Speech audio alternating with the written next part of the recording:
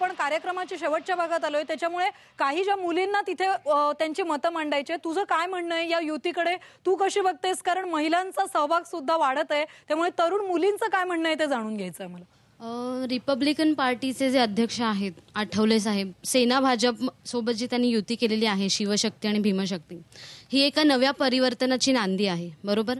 परिवर्तन म्हणजे नेमके कोणते मुद्दे आणि कोणतं परिवर्तन त्यांना हवंय, जे त्याबद्दल ज्याबद्दल ते बोलतात. आपण सगळ्यांना संधी देऊया बोलायला. महत्वाचा प्रश्न आहे की जो दादासाहेब गायकवाडींनी मार्मिक प्रश्न विचारला होता, कसेल त्याची जमीन नसेल त्याचं का, या प्रश्नावरती संबंध महाराष्ट्रामध्ये शेतमजूर आणि जे काही भूमिहीन दलित होते त्यांचा एक संघर्ष उभा राहिला आणि त्याच्यामधून काही जमिनीचा प्रश्न थोडक्यात सुटला होता. ती चळवळ पुढे दिसत नाहीये. आज ज्या राज्यांमध्ये जमिनीचं फेरवाटप अत्यंत प्रामाणिकपणे झालेलं आहे, काही 3-4 राज्य असतील, त्या राज्यांमध्ये सामाजिक अत्याचार प्रमाण अतिशय नगण्य दिसतं आपल्याला. मग ती जमिनीचा फेरवाटपचा प्रश्न आज तुमच्या युतीच्या अजेंड्यावरती कुठे दिसतोय?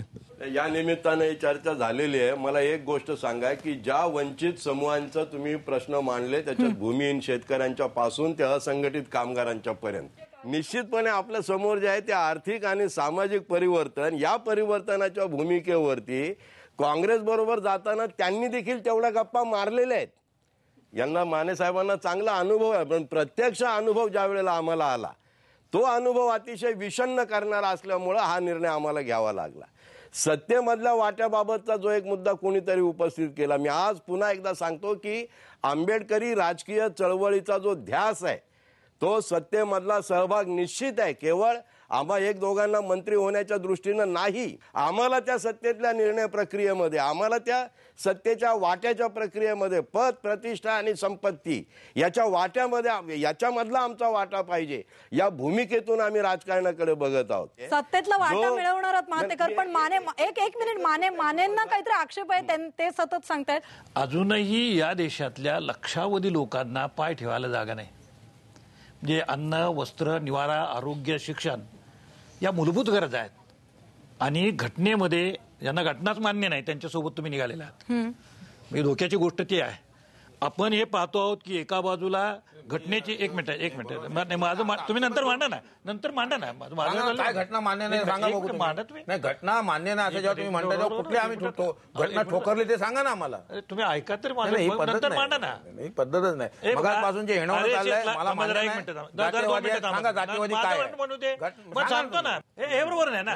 तुम्ही बोला, त्यांना नंतर उत्तर देण्याची मी त्यांना म्हटलं तुम्ही उत्तर द्या म्हणून, मी कुठं नको म्हणतोय.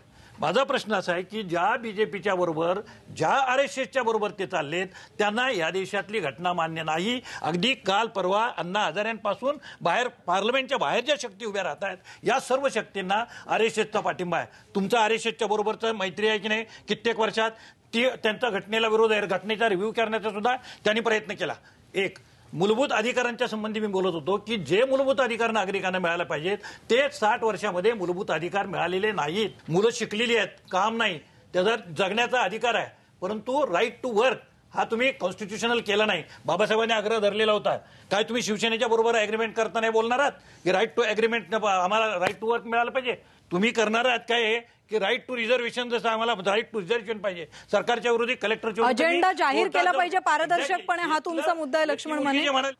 काय सांगाल कदम साहेब? घटनेला सगळ्यात आधी विरोध हा कम्युनिस्ट पक्षाचा होता. 26 नोव्हेंबर 1949 साली बाबासाहेबांच्या शेवटच्या भाषणामध्ये याचे तुम्हाला पुरावे मिळतील. हा विरोध अनेकांचा बाबासाहेबांना विरोध होता. शेवटी रिपब्लिकन पक्ष आणि हे कार्यकर्ते कम्युनिस्ट पक्ष असतील किंवा पुरोगामी चळवळी बरोबर होतेच. दुसरा मुद्दा जो आहे राजकारणाचा आणि मनसेबद्दलचा जो आला की राजकारणासाठी चाललंय काय, शेवटी राजकारणाचा मोटिवेटिंग फॅक्टर काय आहे? सत्ता.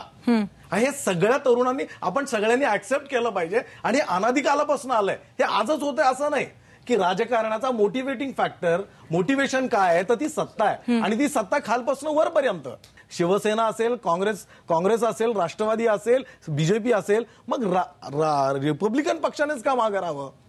त्यांच्या कार्यकर्त्यांना मोटिवेटिंग फॅक्टर नको का? सत्तेच्या वाट्याबरोबर रावते, मला शेवटी एक प्रश्न विचारायचा आहे तुम्हाला.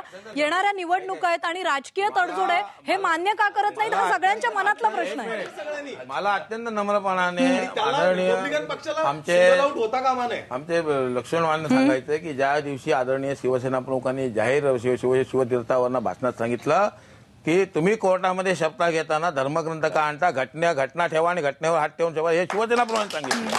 ते घटनाद्वेषी आहेत का? प्रश्न असा आहे की प्रत्येक गोष्टीकडे तातडीने संशयाने बघू नका. ओके. मी सर्वांना सांगतोय, मला सुलेखाताईंचा पटलं, सगळीकडे तुम्ही संशयाने बघू नका, संशयाने शिवसेना पाहू नका, प्रमुखांचा- अजूनही मोकळ्या मनाने बघा. आता प्रश्न विचारण्यापेक्षा तुम्ही या सगळ्या युतीकडे एवढी चर्चा झाल्यानंतर प्रश्न विचारण्यापेक्षा मला असं वाटतंय युतीच्या या प्रयोगाबद्दल तुम्ही कसे बघताय, भविष्याकडे या प्रयोगाच्या, याबद्दल सांगा. फुले आंबेडकरी चळवळीचे जे वारसा सांगणारी रिपब्लिकन पार्टी आहे त्यांनी हे लक्षात ठेवलं पाहिजे की आपली जी एक जातीअंताची चळवळ आहे, ती जातीअंताची चळवळ हिंदुत्ववादी म्हणवणारे शिवसेना आहे, ती कशी काय आपली जातीअंताची चळवळ आपण पुढे नेऊ शकतो. तुला काय वाटतं शेवटी? मला तरुणांशी असं काय मला संवाद साधायचा आहे, ह्यांना आपण एवढं मोठं का करतो? म्हणजे हे तिथे बसलेत, मी त्यांना मोठं म्हणते म्हणून ते मोठे होत आहेत, बरोबर ना?